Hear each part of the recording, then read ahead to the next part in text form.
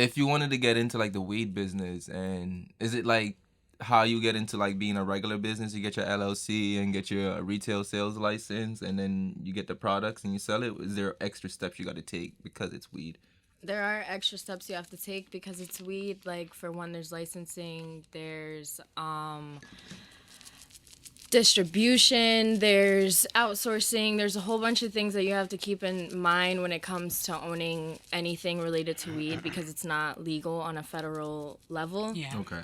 So it varies state by state, but at the same time, it's very costly also. So it's not something you can just jump into and say, oh, I want to own a weed dispensary. Like, it's something you have to plan and actually, like, work towards to have everything fall into place. Is it expensive to startup? Like, the startup cost is very expensive? I would I heard you have, like, 50 bands to start up a dispensary. Honestly, within the licenses themselves, based off of my research that I've done in Mass, the licensing can range anywhere between $50,000 to $100,000 due to attorney costs,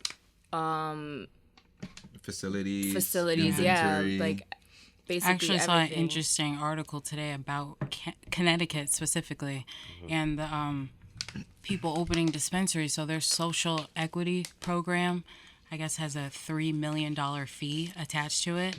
So anybody that's actually going through that program, yes, you can have to pay the $3 get million passed, but you know that bill is attached, that fee is attached, and it's actually the highest in the U.S. right now at that number. So, which is just absolutely insane. And also something low key that I found out the other day, that Connecticut dispensaries have to source from only certain growers. Yeah. Yes.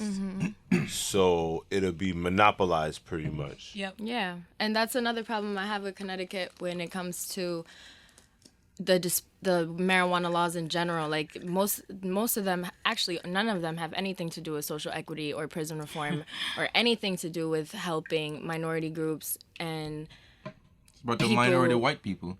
Not even minority white people, because if you're broke, you're broke. They don't care. Right. It's money versus rich versus literally poor. have to have the cash. It's not You gotta have anything. money. It don't matter what you Cash or look like. credit. The race comes in when it's kind of like Too much black people are doing it. Not even too much black people are doing it. It's kind of just like the amount of people who are already in trouble because of it are black, so they're already at a disadvantage.